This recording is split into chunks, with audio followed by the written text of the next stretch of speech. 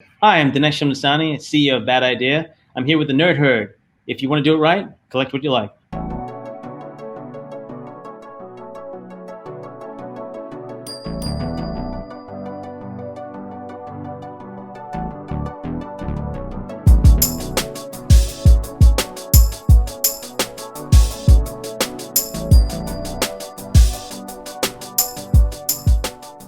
Yeah. All right.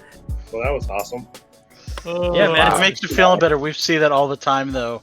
Yeah. Where it's like, what is it, Ultimate Fallout 4, the first Spider or Miles Morales, where they all just start disappearing or going up like big time. Yeah. And then they announce the game. Yeah. The same with before Ahsoka got announced, her first appearance shot up. Yeah, it started vanishing.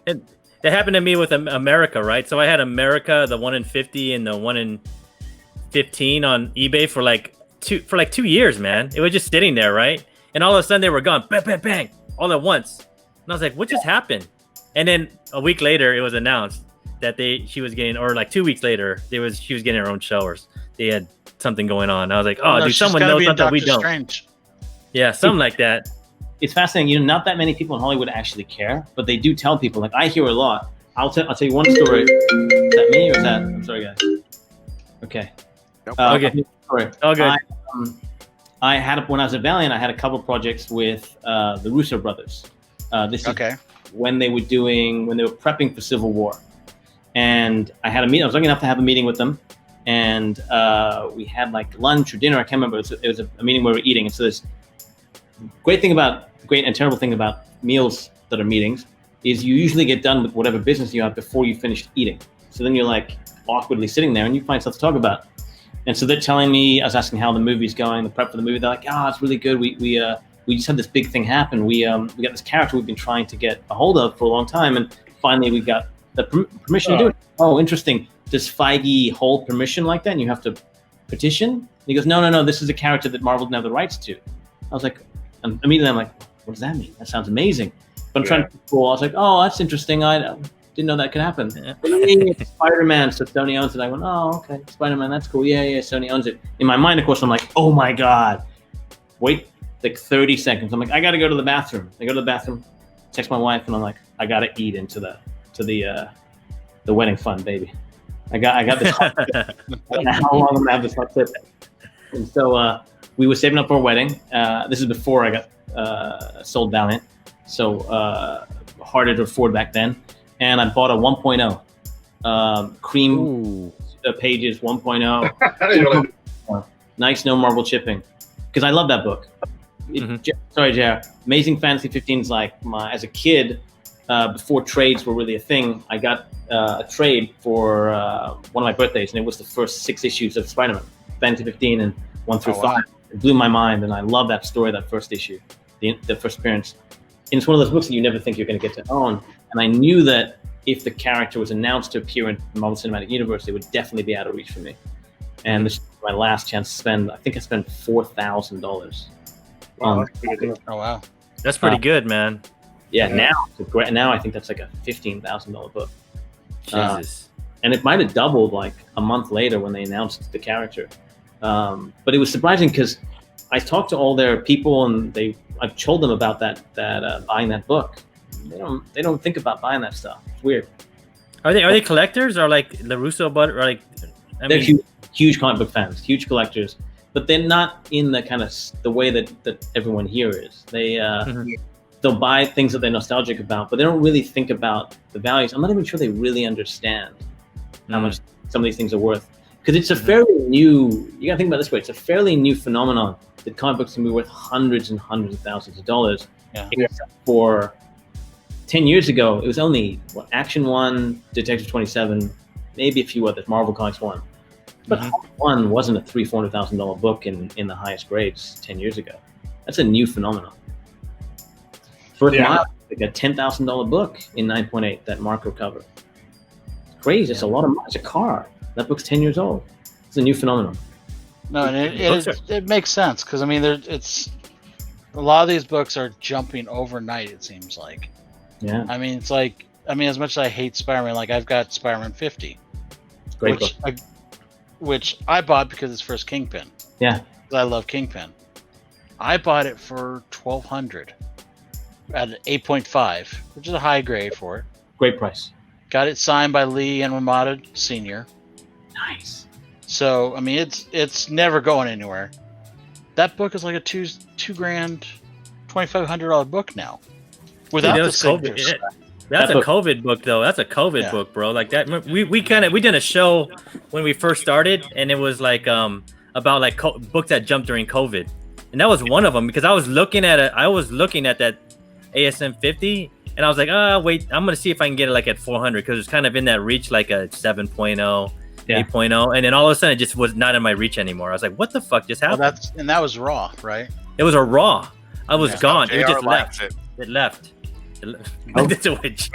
A lot of people I know in the finance industry are buying books, and they're investing in books because they're stable. Every commodity is dropped. The stock market is bolstered by the Fed, right? They're just pumping money in. But comic books, collectibles are super stable. I think we're going to shift. That's what happened with all the sports cards and everything. It's just everybody's looking to diversify because it's like the market is so unstable. I mean, you have COVID, you have like who's going to be president. I mean, there's so many things external things that like can affect that market. But with cards and or just collectibles in general, I mean, they go up and they keep going up, especially those grails or those key books. I mean, they will never ever go down in price. They will never decrease in value. There's always going to be somebody out there that's going to want it, you know? So you're right. The data shows that. Data shows that even in recessions, they hold value. They don't go down. Mm-hmm. In fact, they have some small gains. Yeah, it's better than those blue chip stocks out there. I mean, seriously. That's how I see it. But you also have to make sure that you do diversify. You can't put like with the stock market. You cannot put all your money into one thing. You always have to get multiple things because some things will grow gradually, and then other things will have astronomical growth. So I mean, it kind of just all depends, but you can't put everything all into one thing. You have to have sports cards. You have to have like comic books and different kinds of things to kind of put money in. Totally. But I was talking to my brother. I've talked to my brother about this because we're really into the market. Like we invest pretty hard. And when I got into comics, he was crazy. He was like, dude, comics are worth more than stocks. I'm like, yeah, bro, you could buy a new comic book and come out for $4 on a Wednesday, and by Friday it'll be worth $25. What stock are you going to get that beats that? Yeah. There's not going to be any stock. Because I mean, my big share right now is Neo, and like that thing jumped. It took 6 months for it to like triple. But that's not a comic can triple in one day, in one week, in like 3 days. You know, you showed. Yeah. I mean, that Batgirl you bought, it was $4 issue, $5 issue, and now it's already up to $25, $30. $30, man. It's like comics are worth more than stocks. That's just the way I kind of perceive it. I mean, but the thing about it is like I think we're all fans. You're not gonna buy some crap stock like some small investment, whatever, or that's a big piece Bitcom, of right? You guys all know a ton. If I said like 181, just that number, you guys all know exactly what I'm talking about. That's right? Yeah. You can say that about stocks. Comic collectors have a wealth of knowledge that they can use to buy the right books. It's hard, man. I don't really invest in stocks. It's a lot of data. It's a lot of stuff I'm not involved in. A lot of stuff I can't get access to that information. It scares me. Comics, I have the info. It's kind of fun to learn the info too. Yeah. But the thing about it is, like I always tell, like one of our other hosts here, his name is Nick, Fire Sale Comics. I talked to him started getting into stocks because I said, why can't comic book speculators be? I think comic book speculators are the best stock speculators because we know how to speculate. We know how to we know how to find that fine niche, that vibe, that algorithm that we know will hit, right? And Nick is blown. Nick tells me to buy stuff, man. I'm like, bro, I told you. You're on it, man. Like, cause you're an awesome speculator. So, like, you'll be an awesome speculator at stocks too. You know, like I think our skills translate into that world, right? That's all stocks is speculation, right? Totally. My advice though is be careful. Here's why: because if your stock plummets, you don't like that stock. If your comic book, if Amazing Spider-Man 50 becomes worthless, Jared, you still love that book. You're not going to feel bad. Tell me about it, man. Right. Pharmaceuticals are my bane. I don't even want to talk about them. My bane of life is, my bane of life is pharmaceutical. I had this one guy that I surf with. He's an older guy. We've been surfing for like 10 years together. And I was like, hey man, I'm gonna jump in and try to buy these pharmaceuticals. He's like, don't do it, bro. When bought in, bro, tanked. I was like, okay, I'm gonna take that advice. But yeah, but we all hold on to our books still, but we still love them. Except for if Punchline ends up like the way you said it would be, man, I'm gonna be like, you know, 10 years. Everything comes back around. Yeah, that's right. Everything's so Dinesh, I know, right? Dinesh, let me ask you, man, because you're like, how is it? Because you're like us. I told the guys like Dinesh is like us, man. Go hard on your mail call, like, because he's like us. It's like how you're like us, but you're on the other side too. Like what is that? What is it like to be on both sides?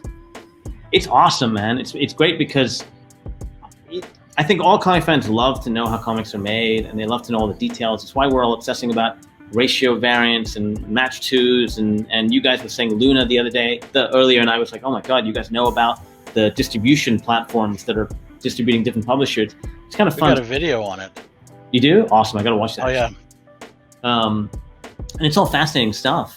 But there are other people that are also fans. One of the pieces of advice that you get when you cross over into the business of comics is to kill the fan, which is a really important thing to do, because you can't make business decisions based on what you want to see or what you want to do as a fan. However, if you can do that on your day-to-day in your like work life, but still be a fan in your, let's call them off hours. There really are no off hours for publishing, but the best you can come up with off hours.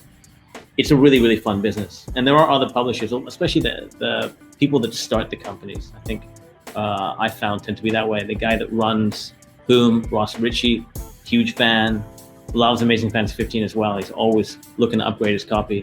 I see him at shows like wheeling and dealing with people that have booths being like, here's my 3.5. What if I gave you this plus like 4,000 in cash? Could I get that 4.0? And he's wheeling. Nick Barucci that runs Dynamite's a huge fan. But sometimes there are also a lot of businessmen, especially the guys at DC and Marvel. They tend to be more business oriented. But it's fun, man. I get to do a ton of shows. And I don't get a lot of time to shop, but I usually will spend the last half hour of a Sunday just walking around the booth, seeing what's left over, picking up scraps. It's fun. Mm-hmm. So, talking about like Comic-Cons, man, when was your first Comic-Con? Your very first one, you know? Yeah, I grew up in Hong Kong, so my first Comic-Con was, grew up in Hong Kong, there's no shows there. I moved to America to go to film school at USC, didn't go to any shows. I don't know why I didn't. I guess I just was like, actually, I'm not sure. I guess this is my first con. I went to USC had at the Shrine Auditorium, a tiny little, a tiny little convention center. It's like maybe like 10 tables, 15 tables. What would you say? Tiny, right? Yeah, and it's so dark. It is. Terribly dark. So dark. We like the dark, okay? It's not Us people that go comics like the dark. Leave it alone. It's not curated. So some of the dealers that go are good dealers, some are terrible. And I would go to that once a month when they would do it. And I remember one time, and I'm a student, I'm a film student. All my buddies were like, why do you keep buying these comics? And I remember one time I called my buddy and I was like, hey, you got to come out here to the Shrine and help me. I bought too many comic books. And he's like, oh, fine. The dolly. And he's like, the dolly? What did you do? Because I'm in university, right? There's like girls, there's drinking, there's work. I'm in film school. I love what I'm doing, so I'm working hard. I have a few comics, but not like you are, JR. Not like the background there. I like the sad thing is that's only a slight amount of them. I bet. I like that you built them into tables, by the way. I like that they're functional. Yeah, I've had to do that basically. You don't know this, Dinesh, but somewhere along the corner there's a little short box castle that he kind of get out. See? Move the camera. Are you able to move the camera? So we'll do a little tour. We'll put them on blast. Hold on, real quick. So we've got some there. We've got a couple of those my CGC long boxes. You're surrounded, bro. Yeah. Oh, I've never seen this before, man. There, and I'll give you one pretty thing to look at. One art piece. Hey, JR, this is an intervention. I think you have a problem. I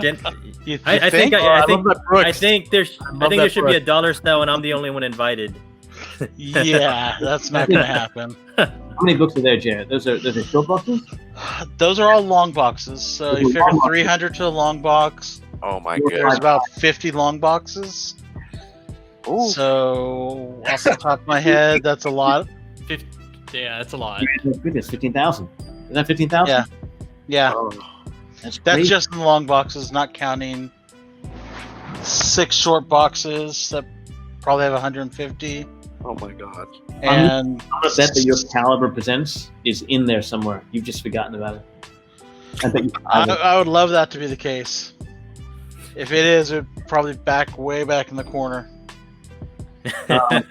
Wait, so the shrine. So let me just finish my story real quick. I went down there 1 month, and this guy who did not look like he has ever read a comic book, way too cool for school, was standing at one of the tables, and he had 4 short boxes, and he had like a cool leather jacket on, younger guy. And I walking around, I go over, I start looking through the books, and I pull out a Hulk 181. Oh my And god. this is like 2004, so it hasn't blown up like it has now. How much is this? He goes, $5. You're kidding. Holy What the heck, man? And I turn it upside down so that no one comes by and sees it, right? Because he was right. And then I go through and I find a Death Superman, and I go, how much is bagged? And I go, how much is this? And he goes, 50 cents. And I go, all right. And I find a third book. I can't remember what it was. And at that point, people had started to come over, and they'd seen me pull books, and they're looking at the books that I'm pulling. And they start pulling books. And I go, I tell you what, man, how much for everything? And everyone going through the books is like, wait, what did you just do? You can't do that. That's not fair. And he goes, I don't know, like $200. I go, done. $200. Oh, put everything back. Put everything back. I don't want to- Smart man. Oh, dang. No, cold-blooded. so stupid. There was nothing else in there. It was all like Oh. 9s and like first appearance of NFL Super Pro #1. There you go. It was a whole. He did it on purpose. He knew exactly what he was doing.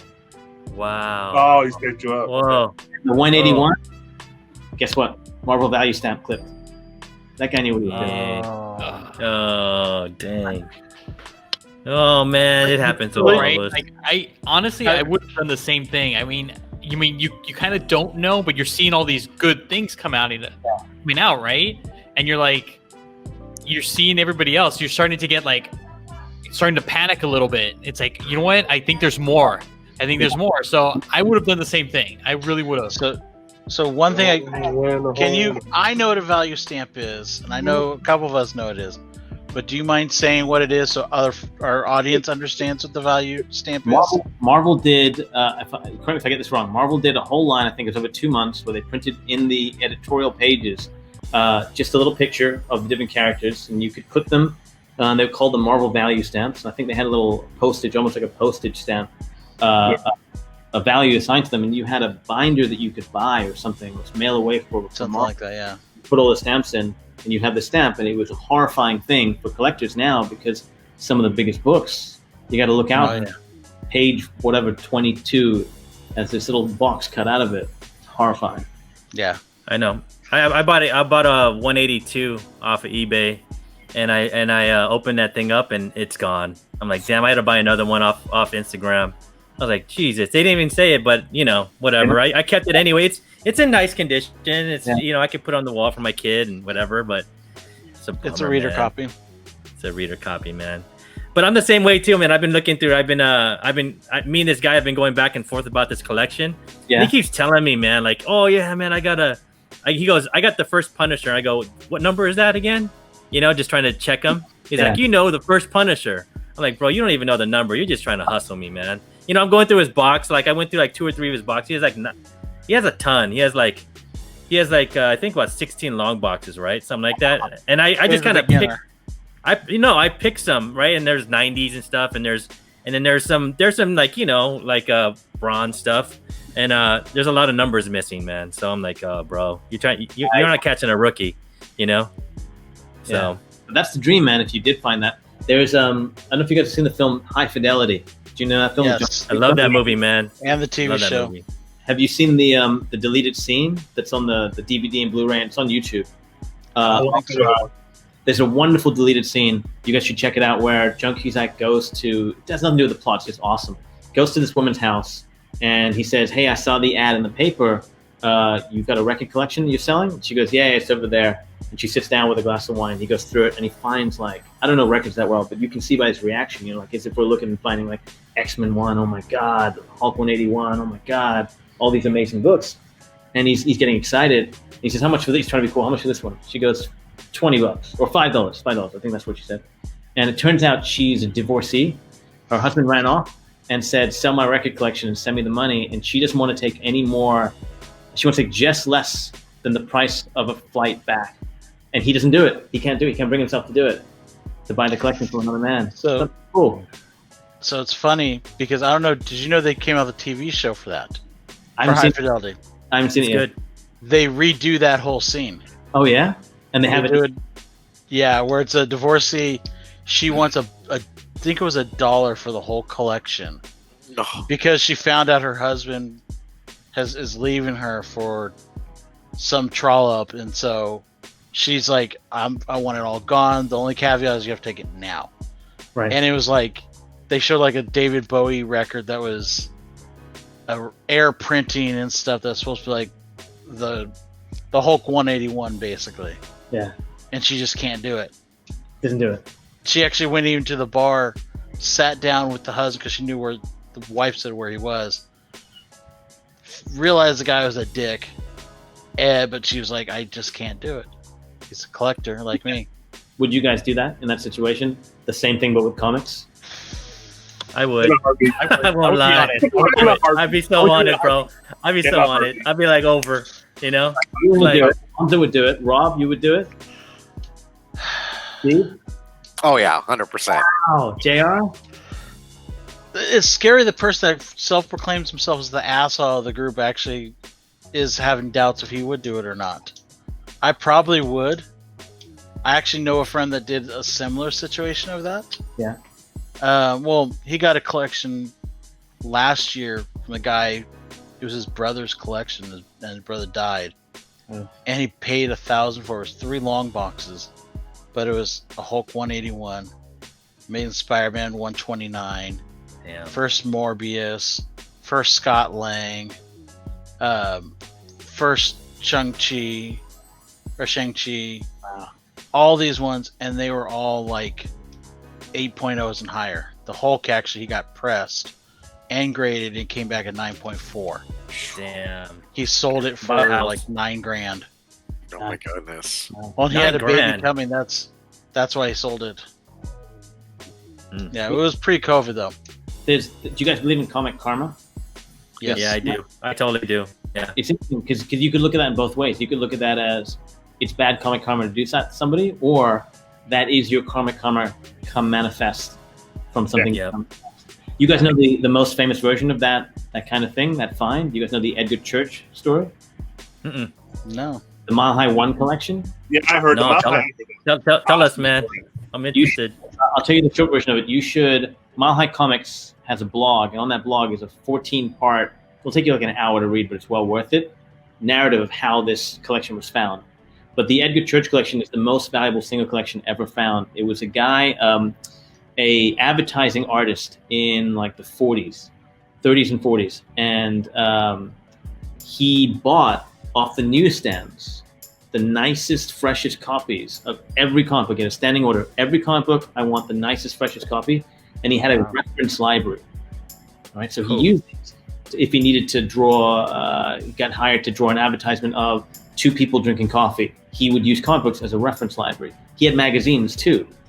Very luckily for the comic collecting world, he mostly used the magazines for references, and the comics were untouched. They're still sitting in milk crates, stacked on top of each other, milk crates.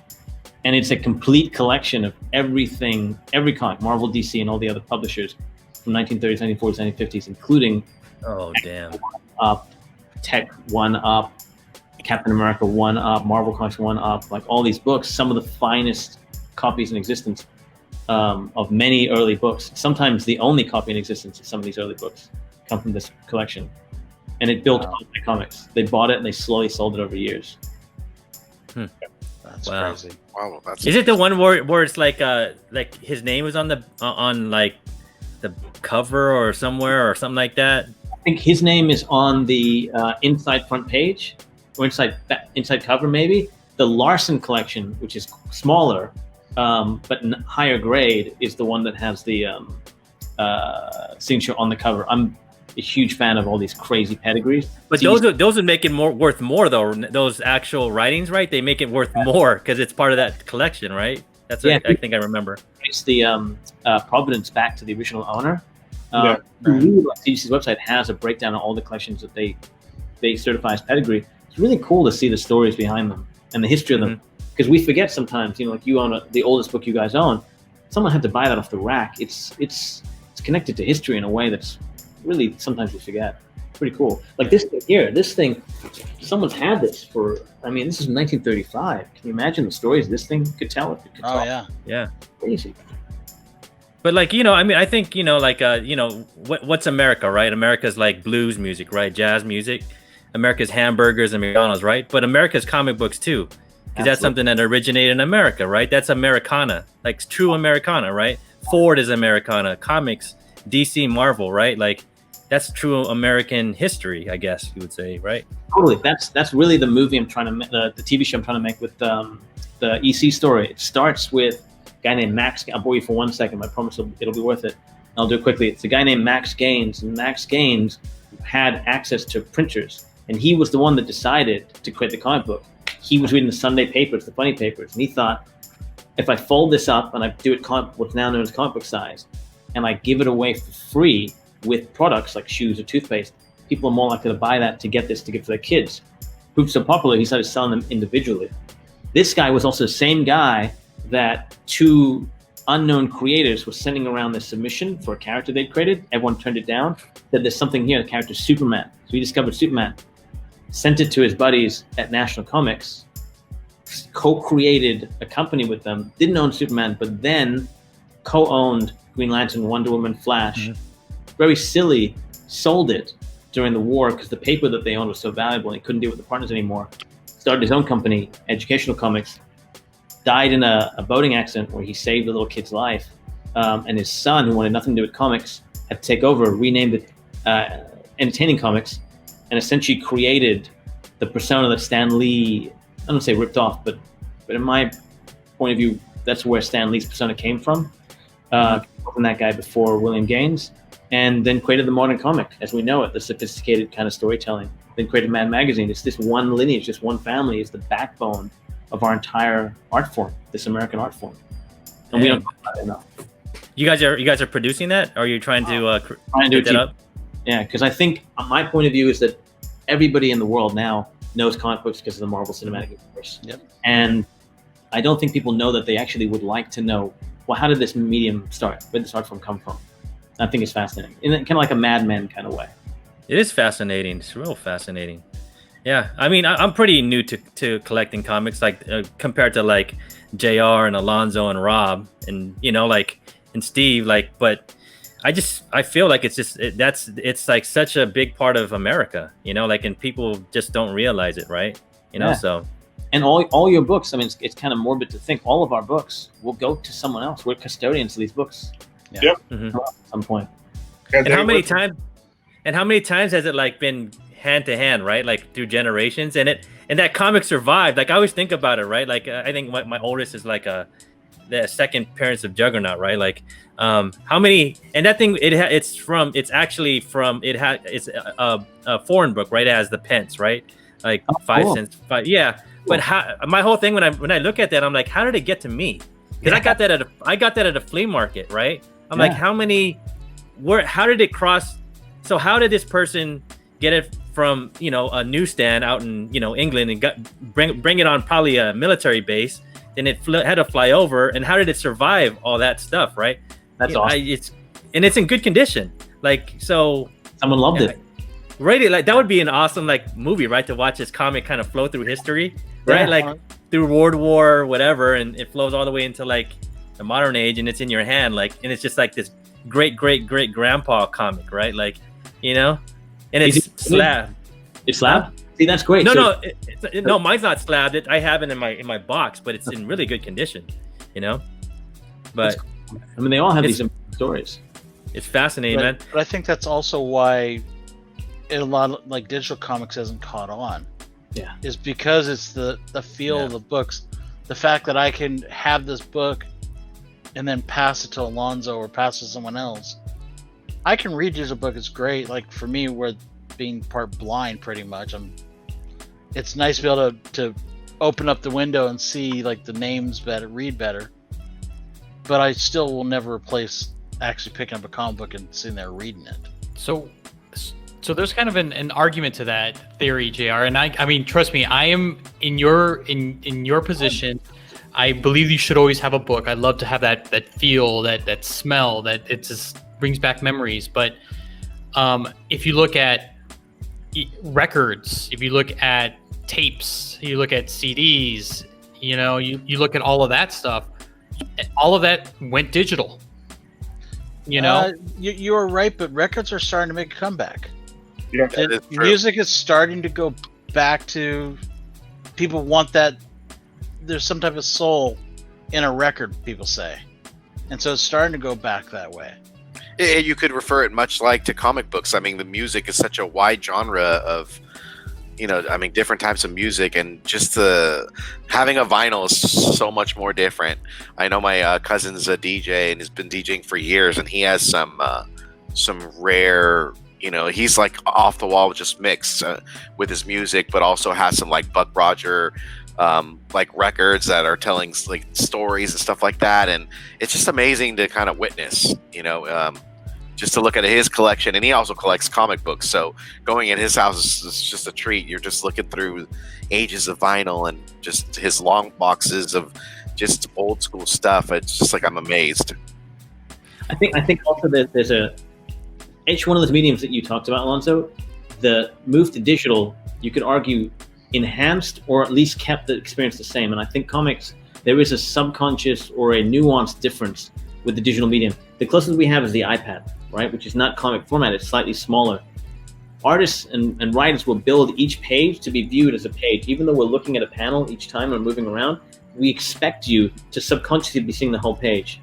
And if you just take any good comic book that you have, watch the eye track where the balloons are placed, it's trending your eye to certain places. Even sometimes the great artists will break a panel border. They'll have an arm or a foot or something break a panel border because they want you to go that way. Some artists will design backgrounds so that you're consuming all of that at once.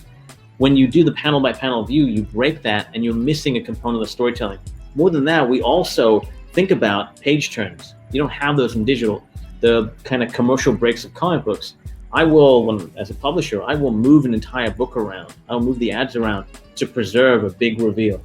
And the physical act of turning a page is something that there's a ton of evidence that suggests that it keeps the synapses working in a way that doesn't happen when you're flipping on digital, and it keeps you engaged in a way that digital comics can't replicate. In fact, early digital comic books, before the swipe, I don't know if you guys remember, early digital comic books would auto swipe for you. What found is that people fell asleep. It's not because the comics are bad, but literally comics aren't built to be a passive experience like the movies are. You can watch a movie and relax and not fall asleep because it's meant to just wash over you. Comics are they're a little more work. It's almost draining to read a good comic book because you're having to do so much intellectual work. This is different. But I've never had it explained to me that way. That's pretty dope. It's my point of view, my one man's point of view, but I'm also a traditionalist that way. But also to reinforce what you're saying about like placement. Like I remember reading a book called like Pride and Joy. That was an old Garth Ennis Vertigo title. And one picture's him looking in the room, seeing his daughter asleep in bed. The next panel, when you flip it, you're seeing, because he's looking for this killer, you see that the killer is hiding above the door. It's from the child's point of view. The kid is hiding above the door. And something like that on digital wouldn't work necessarily. Totally. But there's so much, like David Lapham, this background that you guys have here from Here Trade. Look at this bottom left panel. It's these four faces. They're cut off right now. Four balloons. David does this, and the reason the word balloons are placed like this is because that last face is very important. And most of the acting on that panel is happening on that last person's face. And so if you look at the word balloons, the first one starts on the left, it's at the top, moves slightly lower. The next thing you see isn't the fourth word balloon, it's that guy's face. Even if for a split second, you register the acting, move up to the last word balloon, which takes you up to the top of the next page. That's not an accident. They think about that stuff. If you look at David Aha, he's maybe the most meticulous. There's a great image that's on his Twitter of someone asking him on the Hawkeye #1 cover why the arrow is where it is. And he did a whole, like, it looks like a mathematical diagram explaining all the grid lines. And he goes, it wasn't my choice. It couldn't be anywhere else based on how I built the rest of the cover. And that's how they think. There's all this subtle imagery, all that stuff. These people, they spend an entire lifetime, 18 hours a day in front of a board drawing, learning this skill set. They're better cinematographers. I've worked in them. I've made a movie. Than a lot of the cinematographers that work in the movie business. They're real geniuses, man. They're really crazy. How does this translate? Because you're doing producing movies now. How does this all translate into the movies? Like how do you teach like a director to translate it right into a movie? This is why there's so many bad movies. You don't, it translates very poorly because the movie business is a perceived to be a higher art form. It's certainly a more popular art form. Certainly there's more money in it. So there's a tendency to look at comics as a more artistically sound medium. And then on top of that, the whole business is just, because of the money, because of the egos, it's just built not to make good stuff. When something good comes out of the movie business, it's usually by accident or because someone has so much power that they can just say no to everyone else. And oftentimes also that power puts them over the edge. You see so many great directors, usually directors, ultra medium, will amass power, make something really good, and then they'll fall apart. Like, look at, I'm Indian, my boy M. Night Shyamalan had this amazing peak, and now it's like, come on, bro. That's how I feel about Tim Burton. Tim Burton's another great example. They get to that place where they're no longer questioning themselves, and the power becomes destructive. It's hard. Oh man. So fighting very hard that way. So how do you do it though, man? Like you're doing movies and you're doing comic. You're doing Bad Idea too. Like. Yeah. How is there two Dineshes or something like that, man? Like, how do you do it, bro? I love working. I work a lot. I try to always be on. You learn little tricks about efficiency as well, and I've got this incredible team, man. My whole team from Valiant that I thought was one of the best teams in comics. We won a ton of awards, set a bunch of sales records. We played Moneyball with far less resources than almost everybody else in comics. We were batting very, very high, just below Marvel and DC, and that team came over with me. And so they do a lot of the heavy lifting. And we're all blessed. I mean, everyone that I work with is type A. They work real hard. If I wanted to do a conference call with any group of my team members in any of the companies I'm working at right now, it's 9 o'clock here, they'd be game. So you're always on. And we know, it's just like, I get to make movies and TV shows and comic books and toys, and it's just fun. It's just super lucky. It might end. That's the other thing, is I guess no guarantee I'll be able to do this the rest of my life. I'll do this as long as people think I'm good at it. Because you got into it super young, right? Like you got Valiant in your, I think, 20s, right? Like yeah. Right? Like you were like us, right? That's like Alonzo or JR who were like, or Rob, super nerds, right? Like and you jumped in, like how did that's crazy, man. Yeah, how did that happen? Yeah, bro. I was a big Valiant fan. So my origin, I won't bore you guys. I'll try and do it very quickly. My origin story You're not boring us, man. Go ahead. We're interested. I'm Hong Kong. And I didn't know about comic books until a buddy of mine in high school introduced me to them. And he was a little sneaky in terms of business. So it was actually trading cards. I didn't know even how trading cards work. He got trading cards from his father who went to US to do business trips, bring back trading cards and comic books. He'd open up the trading cards and he would give me one. And I didn't know they came in packs. And then he would try and sell me one by one. I didn't know they came in packs of 6. So he's selling me one for the price of the pack. He thinks he's like 13 years old. I think he's getting away with murder. Probably was. Starts giving me some comic books, gets me addicted. I stopped buying comics from him because there's no one who sells comics in Hong Kong. Comic shop opened in Hong Kong. I remember it was a big moment for me. I went to the comic shop. It was like Die Hard when they open up the first Die Hard, when they open up the vault and the Beethoven plays. I was like, oh my God, look at those comic books. Before that, just Wizard magazine.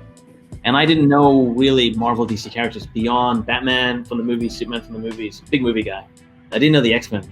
I knew Hulk from that cheesy TV show, and I knew Spider-Man from cartoons. Didn't really know Iron Man, etc. Gravitated towards Valiant. Huge Valiant fan.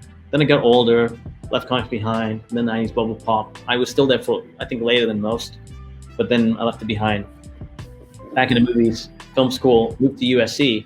I'm in film school, and I lied a lot when I was in film school. This is kind of what you got to do when you're trying to break in the film industry. I got internships at places like Paramount Pictures and Universal Studios, pretending I'd already graduated. And I moved all my classes to like 1 or 2 days, and I'd be sick every Thursday and Friday. They caught on, and they eventually thought I was smart. But I realized that it's very hard to get into the business, and I was seeing this trend of, I remember walking into Universal Studios the Monday after X-Men 1 opened at 65 million. And everybody on the lot had no idea why this movie had made that much money. And I knew it's because we'd never heard it before. It's Wolverine, it's the X-Men.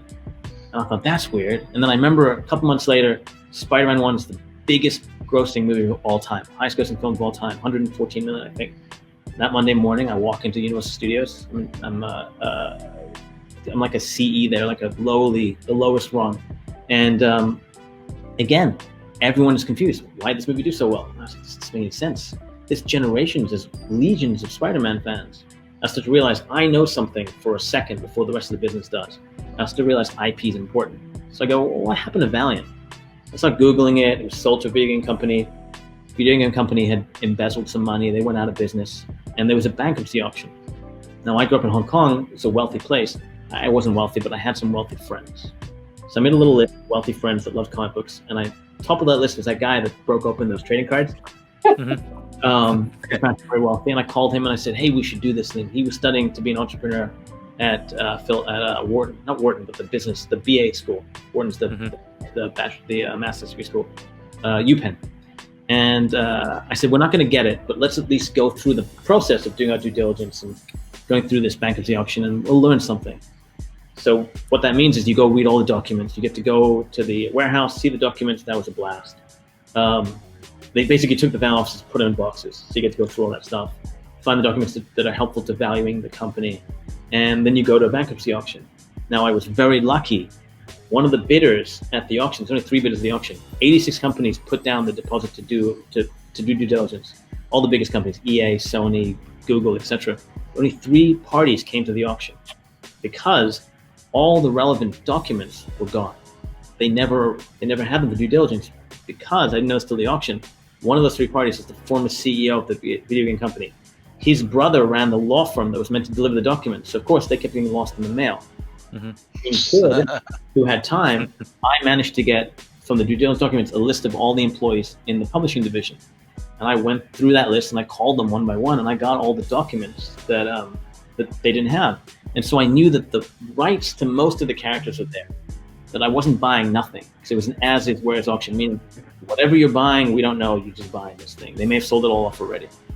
So I went to the auction, had managed between some friends and family to come up with a certain amount of money, and outbid the former CEO of Acclaim, but couldn't outbid this third guy. And he was a former marketing manager from Marvel. And I gotta be careful, I don't wanna get myself in trouble. He did something that he was accused was not proper, kind of like a boiler room scheme, but for money. So he had more money to play with, and he wanted to buy a publishing company. He's a huge comic fan. Tried to buy CrossGen, Disney bought CrossGen. He ended up winning the auction for Valiant. That same day, the 4th party that couldn't afford to bid filed intent to use trademark applications, throwing a monkey wrench into the auction, basically splitting the rights in half, trademarks and copyrights. Lead bidder pulls out. The guy from Acclaim, he'd already put his money somewhere else. I'm the only bidder left. I negotiate a reduced price. I get into a legal battle for 2 years. I win the legal battle. Again, I won't bore you guys with how, but also to detective nonsense. Win the legal battle, and I found myself at 24, head of Valiant, not knowing even how comic books are made, not having any resources. Dicked around for about 7 more years by the skin of my teeth, not knowing what to do. Lucky break, Marvel was sold to Disney. And I got in touch with the son of the former CEO of Marvel. I'd read his Harvard Business case study on how to run a publishing company, and I'd been modeling Valiant on that. And his son was very excited about the opportunity with Valiant because I kept showing him old Wizard magazine articles, being this thing, the biggest thing ever, knowing full well Wizard was hyping the shit up, right? Pump and dump. Yeah. He didn't know that. He never heard of Pump and Dump. So I said, look, 9 of the top 10 books in August 1993 were Valiant books. bigger than Marvel. His dad knew. Dad was like, whatever. But his dad saw an opportunity to work with his son, to have an experienced son. So they both came in, they invested. And I had built a team that I wanted to hired that team, and then started publishing. And I'd spent, as I said, 8 years trying to get stuff off the ground. So I'd made all the mistakes. When we started publishing, there were no other choices to make but what turned out to be the right ones. That's my Valiant story. So what titles did you, because I mean, I remember when Valiant first came out, it had Harbinger, and I'm trying to think, Hardcore, Bloodshot, another one, Bloodshot, Zodiac, Ray, Turok. Archer and Armstrong. During your time, did Quantum and Woody come out? I mean, what was? Because I remember there being a big one. So I'm very excited, Jay. I'm going to send you some books because if you haven't read these, because I love Valiant. They're my favorite characters in all the world. My favorite character in any medium anywhere is Magnus, which I never got to play with. So when I got a hold of Valiant, it was a broken, distressed asset, they call it. Magnus, Soul, and Torok, 3 characters in Gold Key. The license had lapsed. What Acclaim had very foolishly done is they had a license. Jim Shooter had negotiated a license in perpetuity, which means we don't own it, but we get to control it forever. As long as you publish even one comic book, it's the Watchmen deal, right? Except Gold Key did it knowingly. No one got screwed like Alan Moore got screwed. They did it knowingly because they didn't know what to do with the assets, and they trusted Jim Shooter and that team. So Acclaim had inherited this. Acclaim had made a video game out of Torah. It was very big. They didn't pay the royalties to the IP holder. So they bartered a deal where they said, we'll give you back the right in lieu of royalties. So when I got a hold of the characters, the rights had reverted back already. Right. So I had these 3 big holes in the universe. I had everything else. And I had the Acclaim characters like Quantum Woody. So I started very slowly, because how do you build a universe? You build it, how do you eat an elephant? One bite at a time. You build it one piece at a time. And Warren Simons, who was eventually became Arden-in-Chief, was our executive at the time, and I sat down and just focused on, let's redesign the X-Men War costume, and we'll focus on that. And actually, the artist that did the Ultimate Fallout 4 variant cover, Marko Djurjevic, and his wife, Yelena, who I think is more talented than Marko, redesigned that costume. And we had tons of people. J.G. Jones did a redesign on it. And a bunch of big name artists. Warren was a big editor at Marvel, so we had a lot of relationships, which was very valuable to us. We redesigned this costume, put out X-Men War, put out Harbinger next, did 4 titles in something called Summer Valiant, Exo Harbinger, Bloodshot, Archer, and Armstrong. They were huge hits, critical darlings, and we just went from there slowly, and never published more than 8 issues a month, which was exactly the number that Marvel published for the first 10 years. That's a conscious choice. Titles, so we'd put them to pasture for a year, bring them back, so that the demand built up again. Try to not think that we were smarter than the original creators, so we retold the stories in a modern way, then started to evolve the mythologies of X-Men War, etc. Then started to add new characters, and the character called Divinity, which is essentially a Solar hybrid, and the character called Savage, essentially a Torok hybrid. Never quite got to do my Magnus guy. I think I'm just too much of a Magnus fanboy. I couldn't, from a I can understand that. Get there. But we were the best reviewed publisher in the business. Every month I ran that company, Comic Book Roundup, named us the #1 reviewed publisher in the business. I won. I remember that. 500 awards in that 7-year span. So many that the Harvey Awards moved to New York Comic Con. We were nominated in 2015 for more Harvey Awards than every other publishing combined. Wow. Some of the categories, we had like 4 of the 5 nominations. Oh my god! Crazy. Very rare books. So I'll send you some. I think you'll. Definitely. I'm always about reading. That doesn't get hooked and read everything we did. And it's heartbreaking because I started to lay the seeds. I did an event called Book of Death, where Valiant historically did a book called Rise Zero, where they told the future of all their characters, how they die, what happened to them. So I did my version of that. I did a book called Book of Death, which had an 8-page sequence that showed little glimpses, decades in the future. And my plan was every year to make one of those things come true. And I only got to do one, but every year I would have done something like that. That's cool. Awesome, man.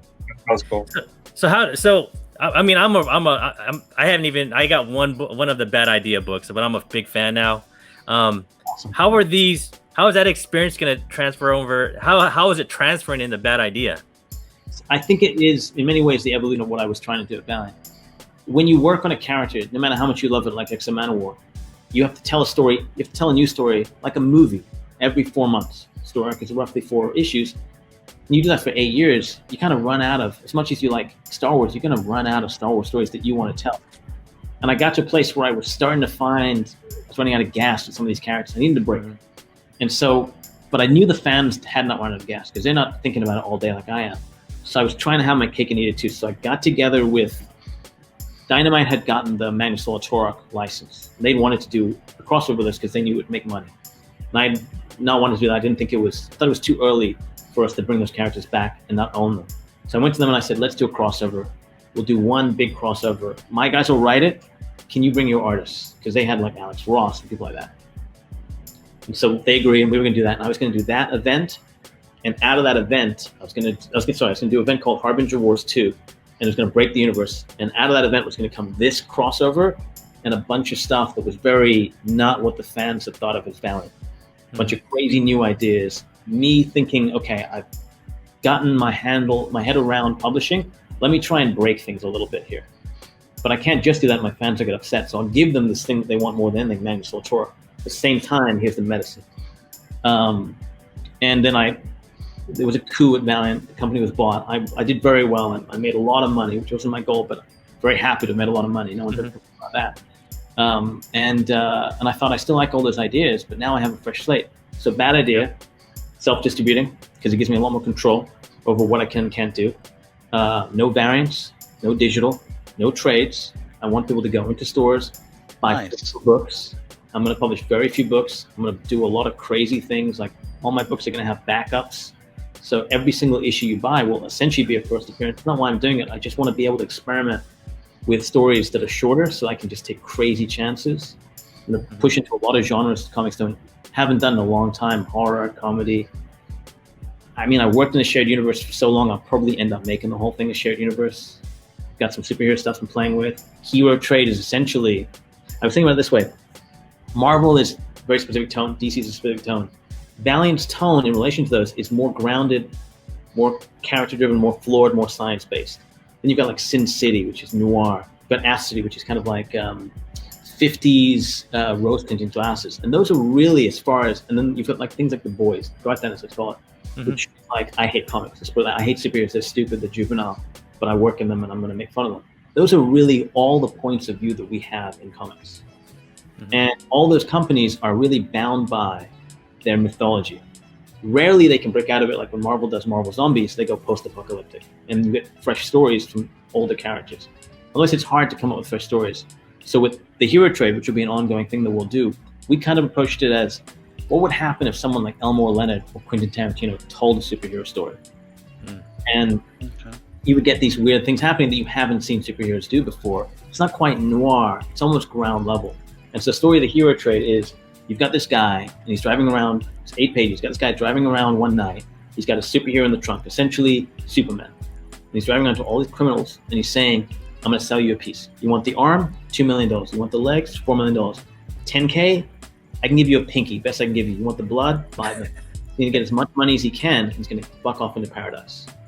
And these people are going to do all sorts of different things with these. I mean, if you could have a piece of Superman and deconstruct that, maybe make your own Superman, maybe turn yourself into Superman, live forever, who knows? It's a very valuable commodity.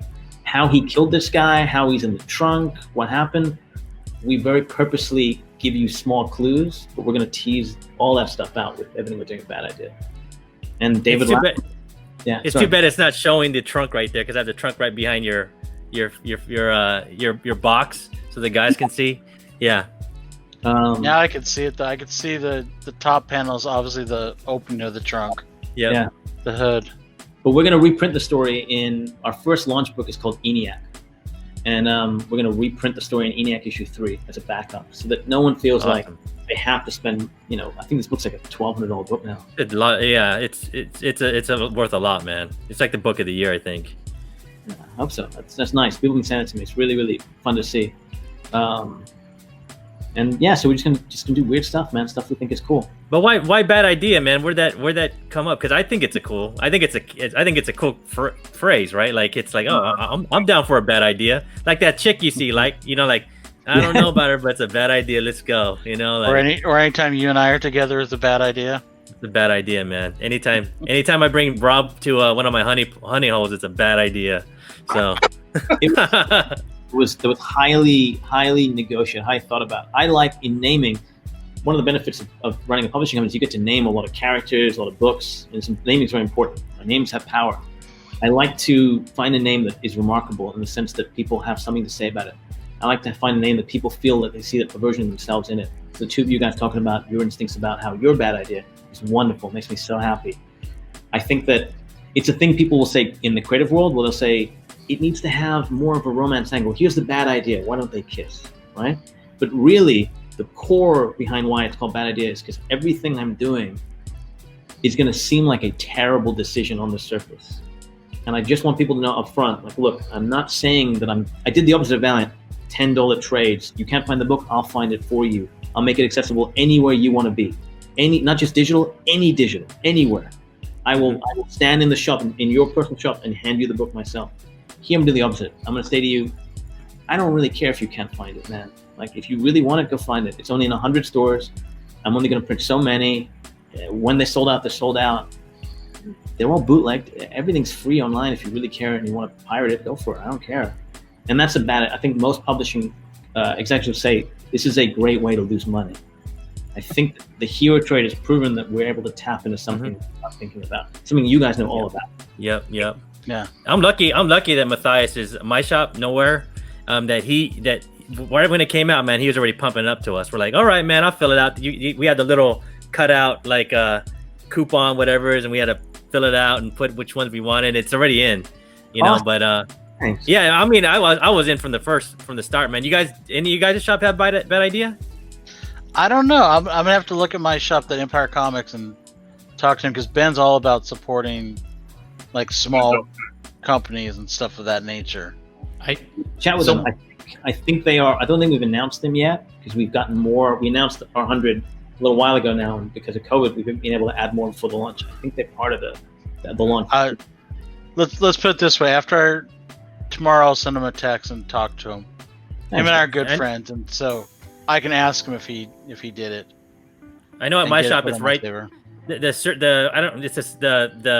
survey. I don't know what it is. It's because survey, right? Yeah, it's right there at the cashier register at my shop. Like, you can just have to be, you know. We made every store that signs up. We made them agree to certain rules. Rules like you display our books at the counter. You give us the best space in the store. You whatever you want to sell the book for, you cannot sell it for more than cover price for 30 days. If the book blows up, you're stuck selling it for 30 days at cover price because I want people to go in and get them. You can't sell more than one copy to a person. You can't do it. And stores that I hear don't listen. Do you have a list of stores? I want to know if my store is on there because I've not seen any bad idea books. If you go to badideacorp.com, our website, I got it for you. Top left, there's a thing that says store. Thank you, and it has a list of our stores. We launch in March of next year, our first book. Man, I'm looking forward to it, man. I think Rob, is your shop is Kamikaze part of it? I don't know. I gotta double check that. If they're not, tell them to be a part of it for sure. You can just come to my shop. Yeah, you gotta drive to North County though. Yeah, so so with Bad Idea, man, and you're also like a partner at HiveMind, right? Like the HiveMind Studios, right? Like, is that gonna interject anyway? They're separate companies. I've actually started a second. So I am a founder of HiveMind. HiveMind did The Witcher. We did The Witcher together, and Witcher's become such a big thing. HiveMind essentially become the Witcher company. I started a second company, took all my projects from HiveMind there, like the Great Fantasy Show, and announced Luther Strode at this company called All Nighter. They were all separate companies. They were all arm's length, but I'm a connective tissue to them. So I would be surprised if we do the hero trade and I'm talking to James Wan or James Gunn or Vin Diesel or whatever, tell them about the hero trade. One of those guys is going to get excited and be foolish. It's not good business to not tell them about it. There's no mandate. The partners in the company, my All Nighter partners, have to like hero trade. But if James Gunn is like, oh my God, I want to make this movie, no one's going to say, we're not going to do that. And this seems like a movie that James Gunn would like too.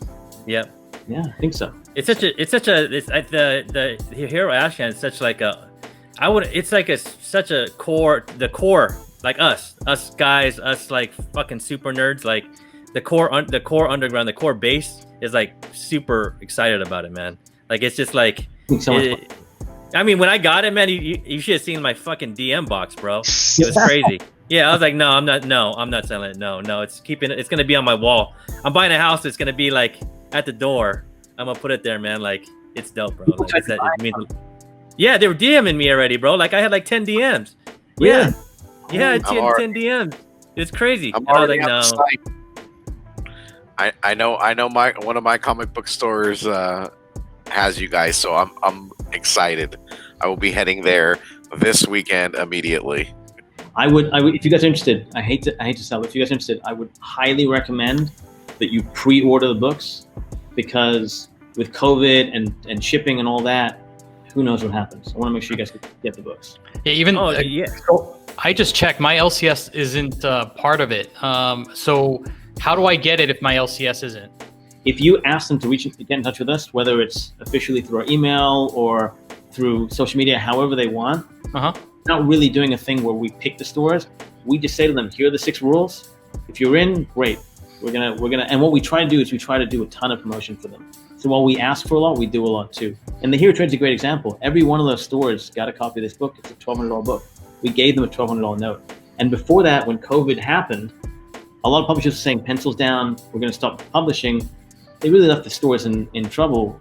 I took our entire budget for marketing for 2020, our launch, divided it by 100 stores and sent them checks and said, I can't publish right now, but I can help pay the bills for a little bit. Oh my God, that's awesome. But you're doing it like the smart way though, Dinesh. Like going on Drunken Chat is where it starts, because Drunken Chat's a big show for us comic collectors, and it kind of starts there and it burbles, until it burbles to like all of everybody else. Like that was a great move, man. Like it got me super excited, because I signed up because Matthias was like, you got to do this, man.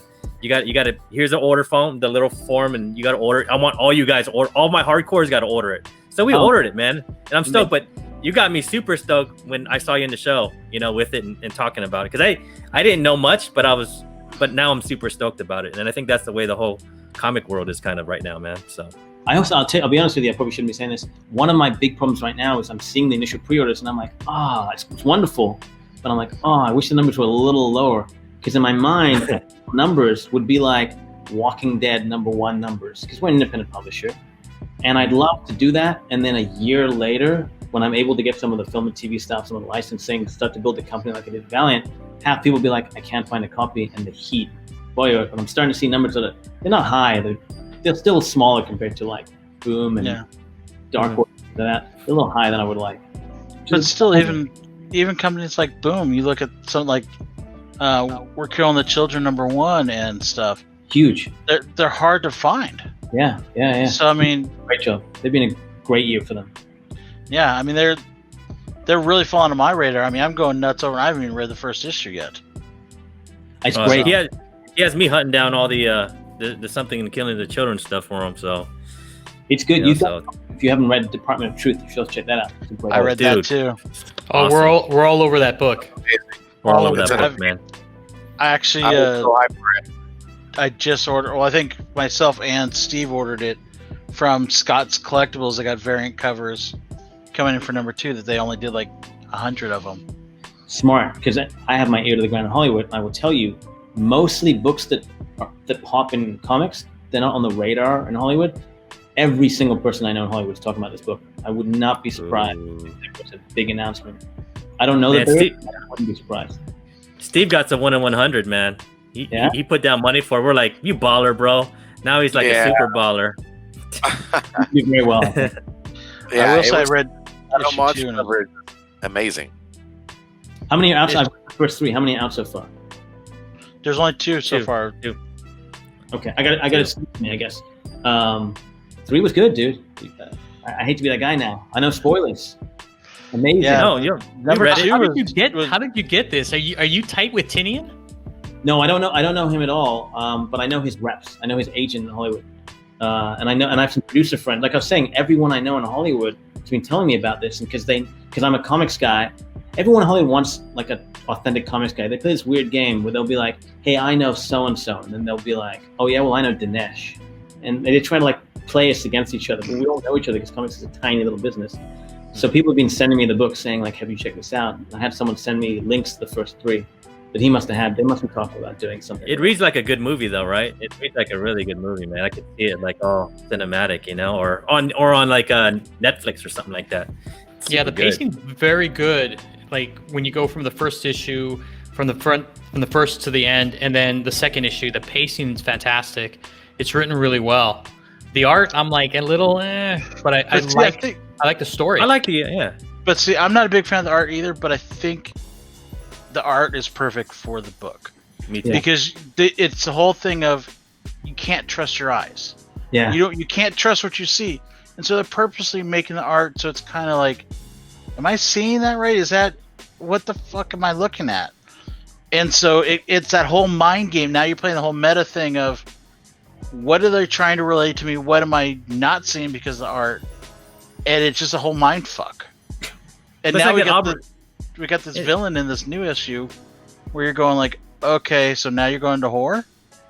Yeah. I mean, the Star Child or whatever that hell the guy is. Yeah, with the star on his face. Yeah. Yeah, the pentagram and everything. Yeah, he's a big part of 3. I think that'll be the villain of the piece. And the introduction of that character, as you're saying, the art, you're not even really sure what you're seeing there. Yeah. And I kind of like that because it's make it so, like when I read novels, we have to imagine what the characters look like. And so it's even more so reliant on me rather than the artist, if that makes sense. Yeah. Totally. Yeah, it's just it's that whole Marilyn Monroe character with the X's in her eyes. It's like, that's the bad idea, girl, right? Like that's what it gives me. It's like, I don't want to mess with her, but I kind of do, right? Like, it's kind of funny, man. Yeah, I don't know what they're doing with her, but she seems like she's gonna be a big piece as well. I think she's going to be like Jack Ruby's daughter or something. Maybe. But let me ask. She's wearing a red dress. Yeah. But let me ask you, Dinesh. Like, I know you're in the movies and stuff. Like, and you're like on the studio lots. Like, and with Hive Mind. Like, can you tell us one really good Hollywood story that you've been in? One really good one, man. Sure. Is there a whenever anyone says something like that, you suddenly blank. Is there a famous a person you like, or a lot, something that'll jog a memory for me, something that'll help me? Anyone have anything? Henry Cavill. Stories that I should not tell. There are I should not. Zack Snyder. There you go. I'll tell you a Zack Snyder story that is not mine to tell, and it probably is not true. I'm saying that for legal reasons, but here is what I've heard that. Oh, I really shouldn't tell a story. We can edit it out. Do it. Do it. No, the audience should see this, man. This is what we're all about, bro. Do it. I will. Hold on one second. Let me think for a second, because I should tell you the Zack Snyder story. We should not air it, and then I'll tell you a different story that we should air. I'm sorry, audience. Yes. Okay. I was going to say Kevin Smith story. The thing is, you only hear bad stories about people. Okay, no, I'll tell you a Vin Diesel story that's going to sound bad, but it's actually genius. And okay, cool. Let's do it. Story that the audience wants. Okay, let's hear the Vin Diesel story. This one I was there for. Okay, so Vin Diesel is, as all movie stars are, is a very demanding actor. Okay, you don't get to build 4 franchises, become this giant, maybe the biggest social media star in the world. Now with a musical, what do they call the chart? The Billboard chart, charting musician, and a millionaire and a movie star for decades by accident. There's a method to your madness. So he's very demanding, and he demands a lot. And we were shooting on Bloodshot. We were shooting the last scene. Not the last thing we were shooting, but it's the scene that is at the end of the movie. And it's towards the end of the schedule. And we had a very difficult shoot for a lot of reasons. And so we were running out of the days that we had allocated. We kept having to move days around. So we only had about a week and a half left, and we were shooting this scene. And he rocks up in his big entourage, and he calls me and the director into his big base camp. And he wants to go over the page. We go over the pages, and he goes, and he's fine, okay. And then he goes, I want to see the location. Because we've been in this movie, if you've seen this movie, it's very contained. And this is when we're opening up now. He very much rightly feels that the audience needs to see like a big vista so they can breathe after being contained this whole movie. And we go and we see the thing, and it looks terrible. By my own admission, it was terrible because we didn't get the location we wanted. We couldn't figure out how to schedule the days right, so we got a secondary location, and it looked like a dirty soccer field, right, with some trees in the back. And he goes out there with us, and he's like, basically says, "What the fuck is this? Like, what are you guys playing at?" And we're like, "No, you gotta matte painting, set extensions. We're gonna do this. We're gonna do that. We're gonna do this." And he's looking at us like, first time director, first time producer, right? He's a long time stuff. You can't sell him on this, right? He knows better than all of us. And he's like, what happened really? So I jump and I go, look, I had a good relationship with him, I think, because I was always honest with him. And I said to him, look, what happened is we've had these troubles on the movie. We've had to move days around, and we've run out of days, and we've got to finish on the finish date. And there was no other day to shoot this scene. We had to shoot it this day. Something had to fall. This one fell. We got our second location, not our primary location. And he went, okay, show me the location that you wanted. So I pulled up my phone, I showed him. It's the one in the movie. It's amazing. He looks at that and he goes, I get it. I understand. It's okay. Let's go back to base camp. Let's talk about the script. All right. He's being awfully cool about this. We just talked about the script, but okay. So we go to the base camp, we'll talk about the script, and he sits us down and he goes, I'm just going to get a quick bite to eat. Why don't you two, my assistant and my bodyguard, talk to them first? I know you guys have notes. We've been at this movie for it's like 90 days of shooting. I've never gotten a note from an assistant or a bodyguard. They're lovely people. I'm still friendly with them now. But it's very strange for the movie star to say, my assistant and my bodyguard have notes on the script on the day of shooting. And we spend, no joke, 6 or 7 hours sitting in his base camp while the entire crew, I'm talking 400 people, including with this location, had snakes. So we had to hire 12 snake wranglers to walk the perimeter the whole time. This is a lot of money we're just wasting while we're going over these notes. These were terrible, ridiculous notes. God bless them, they thought they were great notes. And I was losing my temper a little bit. The director had to calm me down. So I was like, they're just nonsense. And then finally, hours and hours go by, and he finally comes back and he goes, how are we doing with it? We did some rewriting. Here are the pages. He looks at the pages. He goes, yeah, they're good. Okay, let's shoot. And I go, Vin, we can't.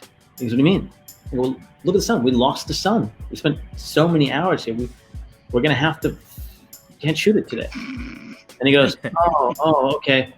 What are you going to do? And I go, well, I'm going to call the studio. I'm going to tell them that we will rerun the script and we have to shoot it another day. And he goes, so maybe you can get the location you wanted this time. And he wasn't punishing us.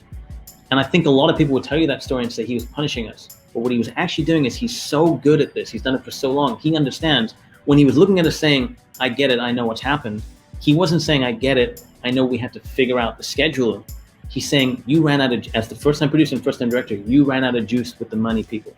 So let me give you some of my juice. We're going to burn a day. I'm not going to tell you what I'm doing, so you don't have to lie. And you go back and tell them the star is being crazy. The star made me rewrite the script. So ridiculous, he made me rewrite the script from the assistant's notes and the bodyguard's notes. I told them the story. They didn't bat an eye. Great, go another day, no problem. This is a $1 million decision. They just felt bad for me. It was like, I can't believe you have to do that. Here you go, another day. We got the location. He knew how to work the system. Man, working with Vin Diesel, huh, and Henry Cavill, right? Like, that must be awesome, though, man. Like, just the whole experience and all those stories, man. I know there's stories you can't tell us, but I bet you got a ton, man. It's fun, but even working with, it's not the movie stars are the most fun because there's a lot of pressure from them. It's like the set decorator, the concept artist, the composer. They're like all so freaking talented. It's crazy. Oh, yeah, I can imagine. Brings the most talented people from all the disciplines together. And they're just really down to earth people. It's like comics, man. You like see these artists at conventions and they're just sketching away and they're like, as good as they should be in a museum. Some of them are. Well, and I imagine also seeing something like taking like The Witcher, which was a video game and a novel, and taking it from this little thing and turn it into an actual world. I mean, that was so well done. I mean, you watch it, and once you figure out, okay, there's a couple different timelines going on here, you just kind of fall into it, and you're just like down this rabbit hole. Like, this is real. I mean, it's so well done, so entertaining. It was. And we're all looking forward to the next season of that. Mm-hmm. My partners, I'm going to credit them here, Jason Brown and Sean Daniel, worked their ass off on this new season. I think you guys are going to be pretty happy. It's a big step up from the last one. But the books also, man. I mean, these things are based on the books as much as the games. Yeah. It's super well written. Yeah. And I mean, I didn't know much about it before I saw it. I just remember everyone telling me, you got to watch it. Just give it a chance. Like, watch 3 episodes and you're hooked. And it's true. It's very much that way. This has been super fun, guys. I had a blast. No, hey, can I hit you with some? Can I hit you up with some rapid fire questions before we sign off? Yeah. All right, man. It's some real quick questions, man. So, what's your favorite '80s song? My favorite '80s song? Yeah, I have so many, but I will say the first one that's coming to mind right now is "Take on Me" by Aha. I don't know why that's coming to mind. This is the best '80s song ever. they just had a comic with the alternate cover for that. Yeah. It's the one-hit wonder. Man, you can listen to Manhattan Skyline. I think they're a 2-hit wonder. And In-N-Out or Chick-fil-A? I've never had Chick-fil-A. Never had it. I just, for whatever reason, I haven't had it. I don't even know if they are in LA. Love In-N-Out. Yeah, so In-N-Out every time. Go. In-N-Out all time, man. Barbecue, brisket, or salad? How do you do your In-N-Out, man? You got to get the secret menu items. How do you guys do it? I just get the number one, man. Number one with onions, and I keep it simple, man. I keep it simple. How about you guys? I go animal style. I don't do In-N-Out. No In-N-Out. Oh my god! You guys don't know the menus though? No. We have In-N-Out here. I just don't like it because soon In-N-Out, unless you're eating it right then and there. Yes. I don't think it tastes as good. I think if you that's why you eat it there. Yeah. What are you doing? What you doing? You taking it home? If I'm gonna eat at a burger place, I got a place here in town called Flaming Grill. Has 80 different beers. Has all kinds of different meats. Like I had mountain lion there. They have yak, llama, all these different meats. Man meat, you know. You get a burger. And when you get a burger, it's not this little, oh, here's your In-N-Out burger. Your burger is like this. Because you're eating yak. You're eating yak, bro. What's going on? Well, no, I usually eat bison is what I usually get. Jalapeno jack bison. Oh yeah, bison's good. All right, you gotta go. You gotta go cheeseburger, pickles, mustard fried, all the way. I'm gonna try that. I haven't done that yet. All right, try that. Yeah, best hole in the wall restaurant in LA, man. Best hole in the wall. From LA. The sad thing is, I'm thinking of so many that shut down because of COVID. The best hole in the wall restaurant in LA that I know, there is what's the name of it? There is a taco place called I Have Not Left My House in 9 months and You Forget Everything. It's called something tacos. That's not helpful. I'm gonna Google this. I gotta Google this. They do these amazing fish tacos. Tacos, LA. What's now? Oh man, if you're ever in San Diego, I'll take you to a fish taco place, Dinesh. It's a truck, but it'll blow your mind, man. It'll blow your mind. Yeah, I'll take you. The problem is I'm never gonna find this because it's a hole in the wall place. You know who loved it? Actually, it was who's the food critic? Guy Fieri. Jonathan Gold. Jonathan Gold. Yeah, loved it. Very sadly, he passed away. He was amazing. Was on his top 100. El Fefe's fish tacos. Okay, it's on my list. Oh, let's do it. Let's do it. Okay. But Dinesh, though, if you ever come to San Diego and you're here, just DM me and I'll take you to my place. Dude, we're doing it it'll blow your mind, bro. I took my buddies Sith Lordy and Azor's Tiger, and they were like, "Damn, bro, this is good." Yeah. You know, so yeah, you'll dig it. And one last question, man. Comic book you can't live without. Wow. I don't have to pick. That's not cool. Oh man! Every time I come with an answer, I'm like, no, I can't. No. Can I do a trade? That's cheating? You're like talking single issue. Comic book you can't live without, man. One issue. Okay, one issue. I would say this is gonna be so down my Valiant rabbit hole, I think Magnus Robot Fighter #3 is my favorite single comic of all time. There you go. I love that cover. It's a cover of a dude robot turning into a sexy girl robot, and 12-year-old Dinesh was just like, "What's happening here? What are these feelings?" Why do I feel funny? Hey, but Dinesh, man, I want to thank you, man. We're just elated to have you on, man, and you're such an awesome guest, and we really appreciate it. And it's great to see, like, at least there's one super nerd in Hollywood, getting our backs over there, So I had a blast. Especially after that fucker Alfonso left. It's been great since then. He's gonna love that. He has his child has to be put to bed. That's why he I figured. had to leave. Yeah. We're dads too. My wife's over here kind of knocking the door. I had to text her like, "Baby, don't worry, we're almost done." So he has kids too. So hey, Dinesh, can you do us a big favor and send us off? Okay, I can do that. If you want to do it right, collect what you like. Thanks. There you go. Boom.